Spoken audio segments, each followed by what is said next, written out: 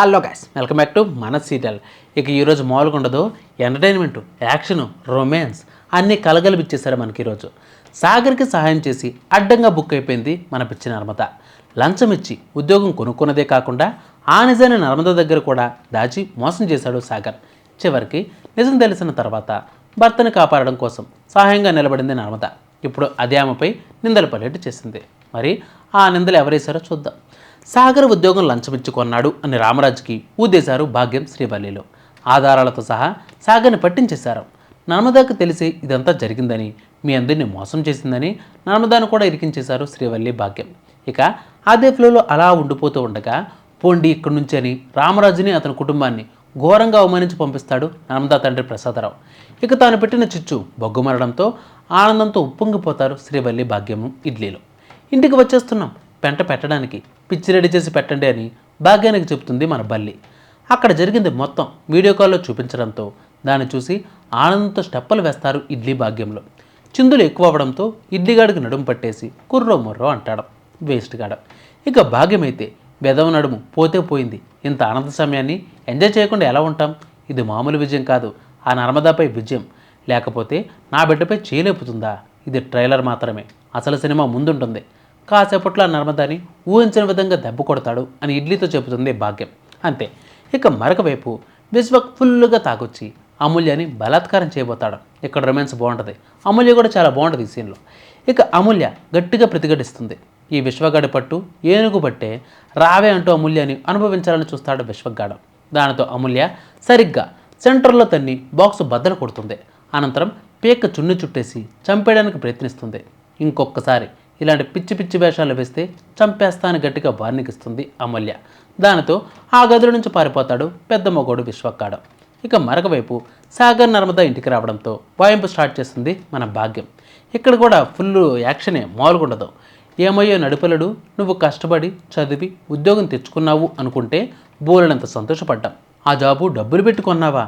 అది కూడా వనజ వాళ్ళు ఇచ్చిన డబ్బులు కొట్టేసుకున్నావా? మళ్ళీ వాటిని ఇవ్వడానికి నర్మదా పుట్టింటి వాళ్ళు పెట్టిన నగల్ని తాకట్టు పెడతావా? అంటే ప్రేమ వాళ్ళ పుట్టింటి వాళ్ళ మాదిరిగా నర్మద ఇంటి వాళ్ళు కూడా వచ్చి మీ నాన్న చొక్కా చింపి అవమానం చేసేయాలనా అని చిచ్చు రగిలిస్తుంది భాగ్యం. దానితో నర్మద, పిన్ని ఇది మీకు సంబంధం లేని విషయం, నోరు అదుపులో పెట్టుకోండి అని వార్నింగ్ ఇస్తుంది. దానితో మన పిచ్చి వేదవతి ఎంటర్ అవుతుంది. ఏంటి అరుస్తున్నావు? ఆ మాట్లాడిన దాంట్లో తప్పేముంది? మీ నాన్న మాట్లాడిన మాటలు కూడా ఇవే కదా. కోడలు నగలు తాకట్టు పెట్టి మరీ కొడుకు ఉద్యోగం కొన్నాడని మీ నాన్న ఆయన గురించి అవమానంగా మాట్లాడలేదా? ఆ వనజ వచ్చి డబ్బుల గురించి గొడవ చేస్తూ ఉంటే వీడ డబ్బులతో ఉద్యోగం కొన్న విషయం తెలిసి కూడా తేలుకుంటున్న దొంగల, ఏమీ తెలియని నంగనచ్చలా ఎంత అమాయకంగా నటించావే అని దులిపేస్తుంది వేదవతి. అయ్యో అత్తయ్య, మీరు పొరపాటు పడుతున్నారు. మీ అబ్బాయి ఎగ్జామ్ రాసి ఉద్యోగం సంపాదించాడు అని అనుకున్నాను, కానీ నాకు నిజం తెలియదు. ఆయన నాకు కూడా నిజం చెప్పలేదు. డబ్బుతో కొన్న విషయం నాకు తెలియదు అని బ్రతిపలాడుతుంది నర్మద. కానీ వీళ్ళు వినరు కదా. ఇప్పుడు వినరు, అందరూ గొర్రెలు కాబట్టి. ఇక వెంటనే వేదవతి తగులుకుంటుంది. ఆపవే, ఇప్పటి వరకు నువ్వు నన్ను వెర్రిబాగులదాన్ని చేసింది సరిపోలేదా? మళ్ళీ కొత్త నాటకం మొదలు పెట్టావా అని అంటుంది. లేదత్తయ్య, నేను చెప్పేది నిజం అని అంటుంది నర్మద. ఇక వెంటనే వేదవతి మళ్ళీ తగులుకుంటుంది. ఆపవే, నగలు తాకట్టు పెట్టించావు, ఆ డబ్బులు మీ మావయ్య అడిగినప్పుడు బ్యాంకులో ఉన్నాయన్నావు అని ఎందుకు దొంగ నాటకాలు ఆడావు? ఆ నగలను తాకట్టు పెట్టి డబ్బులు ఎందుకు ఇచ్చావు? నటించింది చాలు, నీ వెధవ నాటకాలు కట్టిపెట్టు. వీడు ఉద్యోగం కొన్న విషయంలో కూడా నీ ప్రేమేం లేకపోతే ముందు నాకు చెప్పేదానివి, కానీ నిజాలని దాచిపెట్టి మమ్మల్ని మోసం చేసావు, అందరి ముందు అవమానించావని ఇక తిట్టిపారేస్తుంది వేదవతి. ఇక వెంటనే మనం పాపం పిచ్చి నర్మద, లేదత్తయ్య, మీకు ఈరోజు నిజం తెలిసింది, నాకు నిన్న తెలిసింది, అంతే. ఈ విషయం బయటికి తెలిస్తే ఆయన ఇంట్లో నుంచి వెళ్ళిపోతా, చచ్చిపోతా, పిక్కుపోతా అని ఏడ్చాడు. ఒక భార్యగా ఆయన కష్టంతో పాటు తప్పును కూడా పంచుకున్నాను తప్ప మిమ్మల్ని మోసం చేయాలని కాదు. వనజావాల డబ్బులతో ఆయన జాబ్ కొన్న విషయం నాకు నిజంగా తెలియదు అత్తయ్య అని కన్నీళ్లు పెట్టుకుంటుంది నర్మద. ఇక ఆ మాటతో సాగర్, అవునమ్మా, తాను చెప్పింది నిజం, నేనే తన దగ్గర నిజాన్ని దాచాను, అనవసరంగా నా భార్యని మాటలు అనొద్దని దూరిపోతాడు సాగర్ గాడు. దానితో వేదవతి నోరెత్తేవంటే చంపేస్తానంటూ సాగర్ని లాగబెట్టి ఒక్కటిస్తుంది. దొంగలు కలిసి ఊళ్ళు పంచుకుంటున్నట్లు నువ్వు నీ పిల్లం కలిసి ఈ ఘనకార్యం చేసిందే కాకుండా మీ నాన్న పరువు తగలబెట్టి మాట్లాడుతున్నావేంట్రా? నువ్వు అమాయకుడివి అని అనుకున్నాను. ఇలా వేరే వాళ్ళ డబ్బు 20 లక్షలు కాజేసేటంత దొంగవి అనుకోలేదు అని అంటుంది వేదవతి. ఇందులో శ్రీవల్లి కల్పించుకుని ఉద్యోగం 20 లక్షలు కాదు 25 లక్షలు. ఆ ఏజెంట్ చెప్పారు కదా 25 లక్షలని, మరి మిగతా 5 లక్షలు ఎక్కడి నుంచి తెచ్చారో, ఎన్ని ఇబ్బందులు పడ్డారో, అప్పు చేశారో ఏంటో అని చిచ్చు వెలిగిస్తుంది శ్రీవల్లి. ఇక అంతే మళ్ళీ చుచ్చు రాజుకుంటుంది. ఇక భాగ్యం అందుకుని అది కాదే అమ్మడు, అప్పంటే 5,000 10,000 ఇస్తారు, అది కూడా అన్నయ్య గారు మొహం చూసి. కానీ 5 లక్షలు అప్పంటే ఎవరిస్తారు అని మంట పెడుతుంది. ఆ మాటతో రామరాజు సర్రున పైకి లేచి, చెప్పరా చెప్పు, 5 లక్షలు ఎక్కడవి? అప్పు చేసావా లేదంటే ఎక్కడైనా కొట్టేశావా? 5 లక్షలు ఎక్కడవి? సమాధానం చెప్పరా అని గట్టిగా అరుస్తాడు రామరాజు. దానితో సాగర్ భయపడిపోయి వణికిపోయి బిగుసుకుపోయి, రైస్ మిల్లులో డబ్బులు తీసుకున్నాను నాన్న అని అంటాడు. ఇంతలో శ్రీవల్లి పెద్దోడి దగ్గరికి వెళ్ళి, ఏంటి బావ అలా చూస్తున్నావు?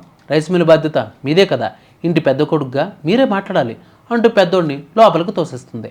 దానితో అమాయకపు పెద్దోడు ఆవేశంగా సాగర్ దగ్గరికి వెళ్ళి, రే అసలు నువ్వు మనిషివేనా? తప్పులపై తప్పులు చేస్తూనే ఉంటావా?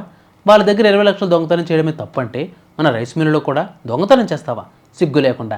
చిచ్చి, కన్నగొడుకు సొంత రైస్ మిల్లులో డబ్బులు కొట్టేసేటంత నీచమైన స్థితికి దిగజారిపోయాడు అంటే నాన్న బాధపడతారని తెలీదా అని రెచ్చిపోతాడు పెద్దోడు. వాడికి కన్నతండ్రి ప్రేమే కాదు, బాధే తెలియదు. వాడికి తెలిసింది ఒక్కటే, వాడి స్వార్థం కోసం కన్నతండ్రి పరివే కాదు, ప్రాణం పోయినా పర్వాలేదు. లంచం తీసుకుని ఉద్యోగం కొనుక్కుంటావేరా? ఇప్పుడు లంచగొండి తండ్రి అని బిరుదు కూడా ఇప్పిస్తావా అని మండిపడతాడు రామరాజు. నిన్ను కన్న పాపానికి నువ్విచ్చే బహుమతి ఇదేనేరా? నా కొడుకులు కూలి పని చేసినా సంతోషంగానే ఉండేవాడిని, కానీ ఇలా లంచాలిచ్చి లంచం తీసుకుని ఉద్యోగం చేయడం అంటే నా తల తీసేసినట్టే. రే నడిపోడా, మానేరా, ఆ ఉద్యోగం ఇప్పుడే మానే అని అంటాడు. దానితో సాగర్, లేదు నాన్న, నేను ఉద్యోగం మానేలేను అని అంటాడు సాగర్. ఏం మాట్లాడుతున్నావు దరిద్రుడా? దొంగతనం చేసి ఉద్యోగం కొన్నదే కాకుండా ఆ ఉద్యోగం ఇంకా చేస్తానంటావా? ఆ పాపక్కూడు ఎలా సహిస్తుందరా అని కాలర పట్టుకుంటాడు రామరాజు. మీరు ఏం చేసినా సరే నేను ఉద్యోగం అయితే మానను అని తెగేసి చెప్పేస్తాడు సాగర్ గాడ. దానితో వేదవతి, ఏంట్రా మీ నాన్నకి ఎదురు చెబుతున్నావా? మళ్ళీ చేలేపుతుంది. ఇంతలో నర్మద అడ్డుగా వచ్చి, ఆగండి అత్తయ్య, మీకు దండం పెడతాను, ఆయనతో నేను మాట్లాడతాను, ఆయన ఒప్పించి ఈ జాబ్ మానేట్టు చేసేది నాది బాధ్యత, ఈ విషయాన్ని నాకు వదిలేండి అత్తయ్య అని ప్రాధేయపడుతుంది నర్మద. ఏ అంటే వదిలిపెట్టేది, అసలు ఇదంతా నీవేళ్ళే కదా అంటూ నర్మదని లాగిపెట్టి మళ్ళీ ఇంకోటి ఇస్తుంది వేదవతి. దాంతో సాగర్ గడు మళ్ళీ దూరుతాడు. అమ్మ, నా భార్యను కొడతావేంటి అని అరుస్తాడు. కొట్టక ఏం చేయాలరా, ముద్దు పెట్టుకోవాలా? అసలు నీకు ఉద్యోగం అనే ఆలోచన రావడానికి, నువ్వెలా దొంగతనాలు చేయడానికి, మీ నాన్నని నువ్వు ఎదిరించడానికి ఈ మహాతల్లే కదా కారణం అని వెలిగించేస్తుంది నిప్పు. మీ నాన్నతో కలిసి రైస్ మిల్లు చూసుకునేవాడివి, కానీ ఈ మహాతల్లి ఈవిడి గారి నాన్న నిన్ను రైస్ మిల్లులో మూటలు మోసేవాడినని అవమానించారు. నీ మనసులో అసలు ఉద్యోగం చేయాలనే ఆలోచన లేదు, కానీ మీ నాన్న కోసం, ఆయన పరువు కోసం వీడిని గవర్నమెంట్ ఉద్యోగం చేయించాలని చూసావు. ఆ రోజు రహస్యంగా పరీక్ష రాయించావు. ఇదంతా ఎందుకు చేసావు చెప్పు అని చెల్లరేకపోతుంది బేదపతి. అమ్మ, ఉద్యోగం చేయాలనేది నర్మదా నిర్ణయం కాదు, నా నిర్ణయమే. నాకు రైస్ మిల్లులో ఉద్యోగం చేయడం ఇష్టం లేదు, అందుకే ఉద్యోగం చేయాలి అని అనుకున్నాను, తప్ప అని గట్టిగా అడుగుతాడు. ఏటమ్మా ఊరుకుంటుంటే రెచ్చిపోతున్నారు? నా భార్య చెబితేనే నేను ఉద్యోగం చేయాలి అని అనుకున్నానని తన తప్పు లేకపోయినా నిందలు వేసి మాట్లాడుతున్నారే. మీరు అనుకుంటున్నట్లుగాని తనే నన్ను జాబ్ చేయమని చెప్పిందే అనుకుందాం, అందులో తప్పేముంది? చెప్పమ్మా చెప్పు. తను ఉద్యోగం చేస్తుంది కాబట్టి తన భర్త కూడా ఉద్యోగం చేయాలి అనుకుంటే తప్పేముంది? అది అర్థం చేసుకుండా నా భార్యపై చేయిస్తారా అని గట్టిగా అడుగుతాడు సాగర్. దానితో వేదవతి, రే నువ్వు మారిపోయావురా, పిల్లం రాగానే కన్నవాళ్ళు లోకవైపోయారు అని ఏడుపు మొదలు పెడుతుంది. వేస్ట్ది, నీకు దండం పెడతానమ్మా, ఆపు, ఎప్పుడు మీరే మాట్లాడేది కాదు, నా బాధను కూడా అర్థం చేసుకోండి అని తిరగబడతాడు సాగర్. ఇక రేపటి ఎపిసోడ్లో నర్మదాన్ని తీసుకుని ఇంట్లో నుంచి వెళ్ళిపోతున్నాడు సాగర్. అది నిజంగా జరిగితే నేను హ్యాపీగా ఫీల్ అవుతాను. మీరేమనుకుంటున్నారు కామెంట్ చేయండి.